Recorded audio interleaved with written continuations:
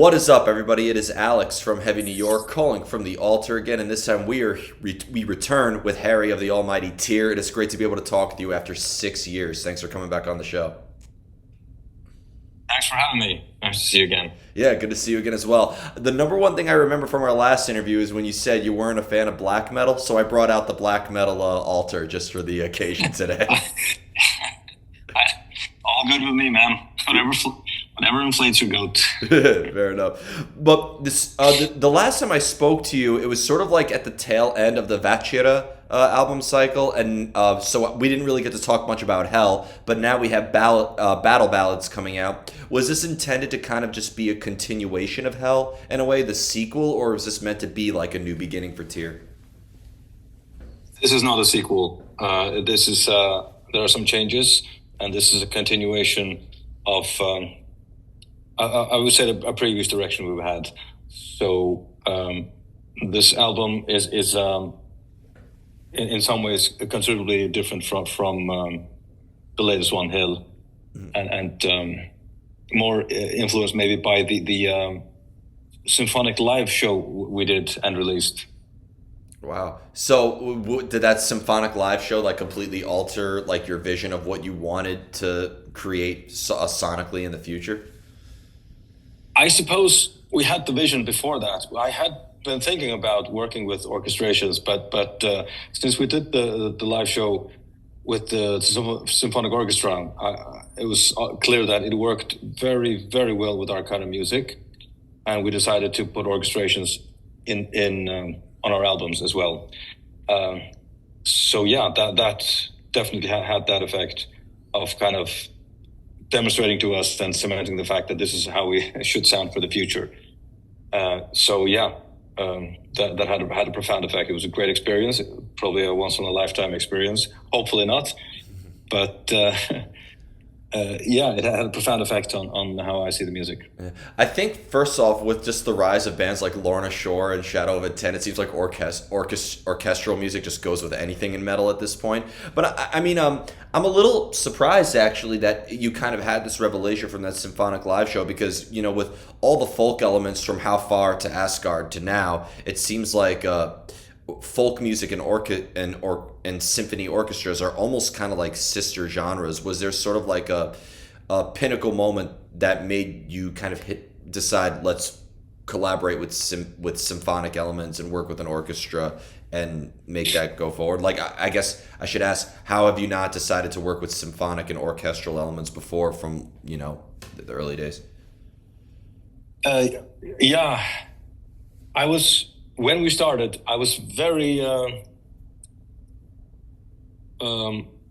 I wanted our albums and our live shows to sound completely similar, as similar as possible. So the first albums, there's nothing extra of any kind. There is the band as we have it. Two guitars, one bass, vocals, and some choirs and drums, and that's it. It was my attachment to that idea that made us not do it. But since you get more into the technical side of recording and eventually you add some backtrack to your show because it's very easy to see when you made a few albums that it just sounds better when you put some more stuff on. But like there should be a third guitar line here, so you do that. Yeah, it sounds wonderful, but how are we going to do it live? Have a third guitar player, and then things kind of escalate, and you would need 10 guitar players and 5 singers in the end to represent the music, and now even a symphonic orchestra. So just the fact that you abandon the idea of sounding precisely like you do, like sounding like the lineup you have, sounding like a basic metal band. Abandoning that idea and just going for the overproduction and using backtracks to represent it live. The acceptance of that took me a long time, but I'm definitely there now, and we have more than 2 guitars on the album, I can tell you. So some of it comes from the backtrack, but I mean, what are we gonna do? Travel with 25 people? I don't think we're ever gonna go on tour like that. So Never say never. Slipknot does it, so Well, we have to sell a few more tickets. So that was what was binding us to the basic sound, and I've simply changed my mind on that. I've grown out of it. And because I've always said that a Tyr album is an adventure, like in a story. I mean, I don't know how you feel about like the whole concept album titles in a way, but like, I feel like How Far to Asgard or Eric the Red or even Land, for example, all have sort of like storytelling aspects behind it that are very informative and very enlightening and very adventurous. I feel like Tyr is a very adventurous listen. Would you say incorporating these symphonic elements changed on how you tell stories with your style? Um, Probably not. Probably not, because the symphonic elements added deliberately to fit inside the music. So when we did the live show with symphonic orchestra, our music was sent to a guy in Iceland who makes classical arrangements. But I had everything written in notes. I have our own music, the metal part of it, written in notes, meticulously noted everything. So when they usually when they add the symphonic side to a metal song, metal bands don't usually keep the notation of their songs. It's very uncommon. So the most of the work of the guy who makes the classical arrangement is figuring out what the band's actually playing and then adding the classical music. Our music is already composed in a very classical way and noted. So I think the Icelandic guy Haraldur Svæbjörnsson, who made the orchestrations for the live show, and Lars Winter, who made orchestrations for our album now, they work from maybe a more advanced stage already. And I asked them to please fit, if they can, fit the classical composition inside our songs, so it doesn't sound like it's standing next to it or it's added on top of it, if you will. So it kind of follows the idea I had, or we had, with the composition to begin with, and it just adds to the soundscape, and I think it adds to the epicness and the aesthetics and the beauty of the whole thing. When we sit down and write songs, the idea that there will be a symphonic part to it doesn't really change anything. We do what we've always done. We just know that in the end it'll come out a bit bigger with the symphonic part. And because we talked a lot about, I've spoken with you about it, and I spoke with a lot of bands in like the whole folk metal genre about like combining this hybrid together, and it works so well. But does the metal side of Tyr and the more folk side of Tyr, because I know you're bringing in your own cultural influences in your style of music from the Faroe Islands, so like does the folk side of Tyr and the more metal side of Tyr, does it maybe reflect almost two different sides of who you are, or does it maybe fulfill one emotion or feel differently than the other one? They are kind of different, but they seem to have grown into one continuum, I think, like a spectrum rather than two distinct parts. So yeah, I mean, some songs we do, some folk songs, I sing them very close to as you would traditionally in the Faroes, and some other ones I've taken vast liberties and changed them considerably. And then there are the melodies for the English lyrics songs that we do, where I've just based it loosely, abstractly on some Scandinavian or Nordic melody, and you can hardly hear it, even if I showed you how it's connected. So it's amazing. Oh, please. Hope I made it a continuum rather than two distinct things. At least that's my intention. Well, I mean, it's amazing on how people really resonate with your music. When you play here in New York City, I mean, it's very different from the Faroe Islands. There, we live in the big city. We take the subway to work every day. We live in this concrete jungle. But we, in the metal community here, we play "Mayor of My Night." It's like an anthem for us that we all celebrate together with. So it's fair to say that, like, and I've had a lot of conversations, because I I personally think that this is such a silly title, but they've also called you Viking metal, which regardless of how you, because you guys sound nothing like Amon Amarth, and even Amon Amarth. I mean, I don't know if the Vikings would. I've always wanted to bring like a Viking from back at that time and play them Amon Amarth to see if it like resonates with them in that way. But That's a cool idea. yeah, but like yeah, well, because I've also wondered like if a band sounds like Killswitch Engage and or Stained and they sing about Vikings, does that make them a Viking metal band? But like people resonate with you in a very emotional way where even if they don't have like the same cultural background. So do you think that by bringing so many people of different backgrounds together with your music that brings a new layer of meaning to the sound as well? Well, about the Viking thing, it's more of a concept. What you sing about. There's no music genre no style of music, no orchestration that makes it Viking. I've always been very attracted to the styles of singing with a lot of emotion, or at least I feel a lot of emotion when I hear it. Singers like Ronnie James Dio, Bruce Dickinson, Blackie Lawless, and those guys, where there's, it seems to me at least, really deep and raw emotion in their expression. And I try to do that when I sing. Maybe that appeals to some people. And I hope maybe a part of it is that we do use traditional melodies very directly in our music. Maybe that makes people feel more connected in a cultural way to whatever it is that we bring them. Whereas other bands, to my knowledge at least, Amon Amarth hasn't used any traditional melodies. They might well do. It's hard to say. I won't write them off just like that. But in any case, we do use traditional melodies and lyrics sometimes.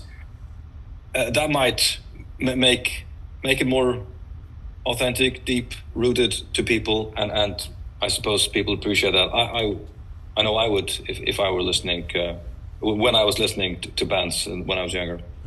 Depending on what you're singing about, whether it's a historical reference or a cultural reference, or if it's from a very personal spot of something that you've experienced at firsthand, does it maybe resonate with you differently depending on what you're singing about, or that you're channeling a different energy into it?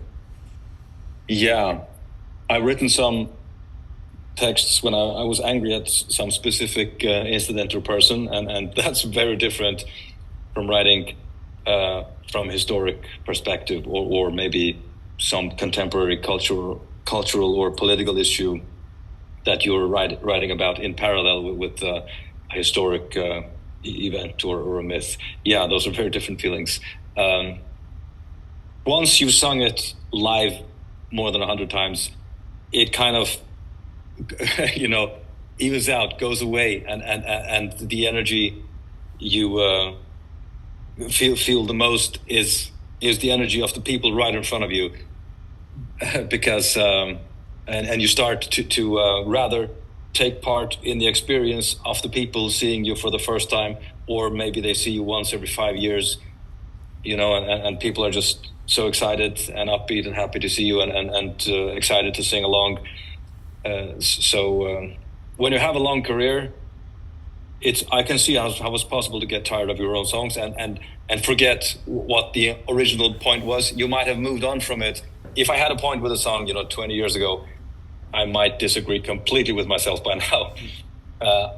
Not that I don't have a specific song in mind for that, but certainly we all change over time. But seeing it resonate with people in front of you when you play it is what is the most important part for me, at least at this stage. I'm really glad you mentioned that, because I've asked our artists before, like if you write like a song that's rooted in anger or a song that's rooted in despair, and then you have to replicate that live, do you almost kind of have to like feel that same emotion every single night and bring that back? But now that you mentioned it, it almost seems like when you're bringing songs from your whole catalog together and you're interacting with the crowd and you have that a crowd interaction and whatnot, it almost seems like you forgot what emotion, like it almost seems like you forgot what emotions were initially driving that song to begin with, right?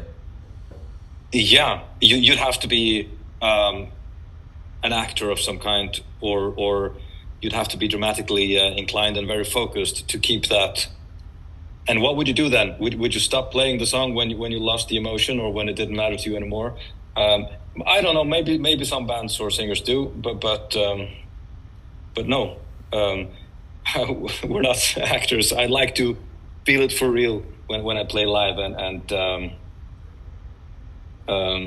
yeah, seeing it in the face of the audience is definitely the best way. Yeah. Well, because I've asked a lot of artists that, because when I look at a band like Korpiklani, for example, or Elevate, or Ailstorm, for example, like they're not pirates in real life. I don't mean to burst the bubble, but and what's funny is I could just picture bands like Ailstorm, or even you guys, like coming off your tour bus early in the morning, not in character, and a kid sees you guys, and it's like finding out Santa Claus isn't real, and they just like cry.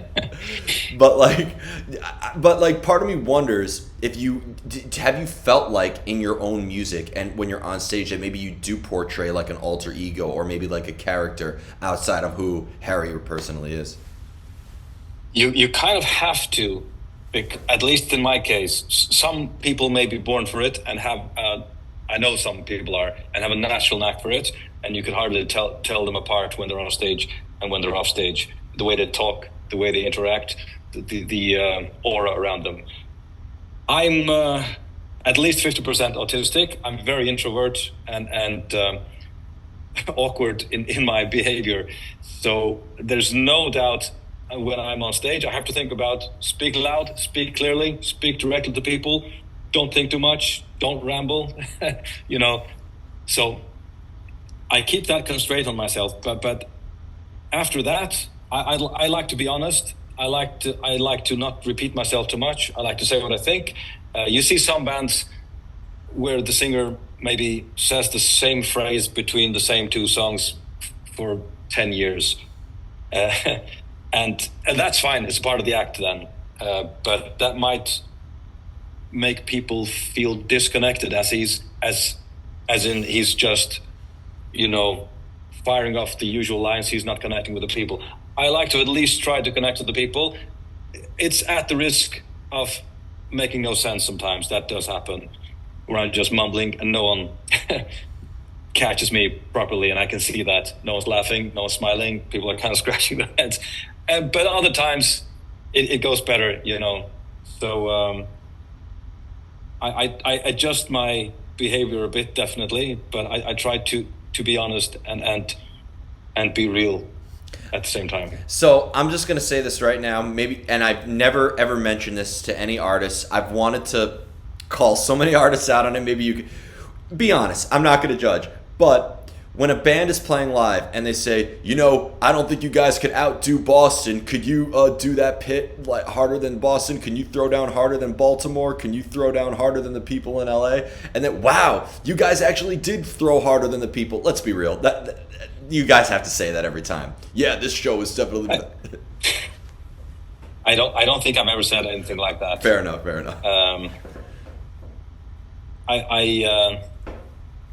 Well, you do say you guys are the greatest, but I don't mean specifically everyone here. I mean everyone who ever listened to us or went through the trouble of buying a ticket and coming to our show. I appreciate that, for everyone to the end of the world, and but you guys are the greatest. You and everyone else. And maybe some of you are not so great. I'm not gonna point that out at that moment. Maybe there was some asshole at the front throwing stuff at us, elbowing his way through some little girls at the front. Yeah. There's a moment to point that out, but not at the end of the show when you're trying to be positive and and Yeah, just like over the years, because interviewing so many bands, I've learned so much about the genre that I love, and the musicians that I've idolized for so long. And part of me, going to a show every night, like there would be times where I'm going to a show every night for like 2.5 weeks straight. It's like I'm on tour in my own city, and every single show, regardless if it's a deathcore band or a black metal band or just a hard rock band, they're like, it's always like, oh, are you guys better than the people in Boston? I don't know. Let's see how loud you can get. Wow, you guys were better than the people in Boston. Like every show that we play, we're always better than the people in Boston. So either it is part of the act, or the people in Boston are just terrible audience members. But you get the point. Yeah, I see that. Yeah. No, I have no particular memory of Boston like that. It's all great everywhere. No one's crazier than the people in South America, but the U.S. audience is absolutely fine. Fair enough. Boston too. Yeah, shout out to Boston. And not just Boston, but every city that the band plays in the night before, whether it's Hartford, Connecticut, or Baltimore, or whatever. But we're always better than the ones around it, apparently. But I don't know. I heard the people in Baltimore throw down really hard. So. And the final question I wanted to ask you is just going back to like the songwriting process and the lyricism, because again, you've taken inspiration internally and you've taken external sources. So is there like a lot of research that's involved into lyric writing and maybe even songwriting? Do you look for the inspiration, or does it just kind of strike you? There's enough inspiration around. I have a lot of musical and lyrical ideas, and it's more of just deciding what to use once it comes time to write songs. Inspiration comes to me very easily, and I don't need to try and force it. It's just a matter of finding time and space, sitting down and working, and music will come because I already have the musical and the lyrical ideas. But once work starts, there's some research. Some of our lyrics are based on myths and legends, and I will do some research into that, of course, make sure I read everything and I understood it correctly. And then also for melodies, there are a lot of various traditional melodies that are not known to the general public, but they have been recorded for the last more than 100 years and written down in notation. So I go through those also every now and then to see if I can find something that inspires me that I can use. So there's some research, but most of it I already have before I start. I knew it from simply being exposed to it by living in the Faroes, or it has struck me and I've written it down somewhere, write a song about this and that, or use this and that melodic or harmonic idea. So it's a very intricate and very articulate method of songwriting, and I think I feel like every Tyr album you can learn something, and that's how I rate your whole catalog. And the same goes for Battle Ballads. I think every album is not just a musical experience, but it is a learning experience as well. So, thank you. I'm very glad you think that. So before we go, I want to thank you so much for your time today and for coming back on the show, and hope you like black metal a little bit more after seeing this. But Moon Sorrow, for example. I mean, there are some great black metal bands. Absolutely. Yeah. I don't know why, but that was the one when we did the interview at Knitting Factory 6 years ago. That for some reason that stuck with me. So, but maybe I could just mention. I mean, it's not the blackness of it; it's the lack of melodic ideas. I don't like music that has no melody and no harmony. It can be as black as it wants. If it has melody and harmony, I might like it. Fair enough. I got some recommendations for you in the future. But I want to thank you so much. Just I know you got this upcoming tour, March 29th at Gramercy Theater. I'm 4 blocks away from there right now. Just anything else with Tyr that you'd like to promote before you have to hop on to the next chat? No, our album is out, Battle Ballads, out on 12th of April. We'll be on tour in North America by then. And see you all and you in a few weeks. Awesome. Thank you so much. Everybody, Tyr, Battle Ballads, April 12th. Be sure to pick that up. We will see you next time on Heavy New York. All right. See you, man. Perfect. Cheers. All right. Take it easy.